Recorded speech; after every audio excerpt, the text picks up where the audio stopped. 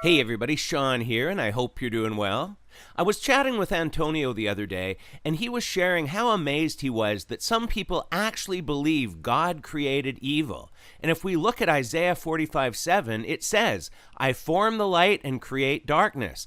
I make peace and create evil. I, the Lord, do all these things. If we take that at face value, it would appear that God is the one to create evil.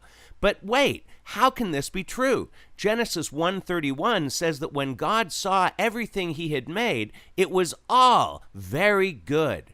If we look at different translations, we'll see that only the King James Version uses the word evil. Other translations use words like disaster or calamity. And if we look at the Hebrew, we'll see the better translation for this is the word calamity, although it can mean evil when used in other passages.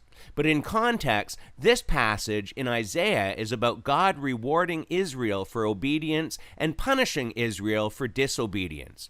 In Mark 10:18, Jesus said that God alone is good, and he is 100% good and righteous. We are told in 1 John 1:5 that God is light, and in him there is no darkness at all.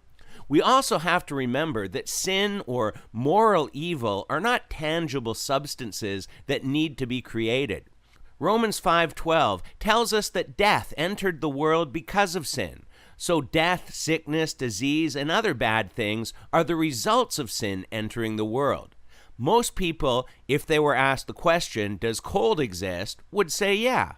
But that's not actually true. Cold is just a term we use for the absence of heat. The same applies to the fact that darkness does not exist. It's the absence of light. And evil could be described as the absence of good, or better yet, the absence of God. So no, God did not create evil, but he does allow it. With our finite minds, we'll never be able to fully understand God on this side of eternity. Romans 11 says, "Oh, the depth of the riches of the wisdom and knowledge of God. How unsearchable his judgments, and his paths beyond tracing out.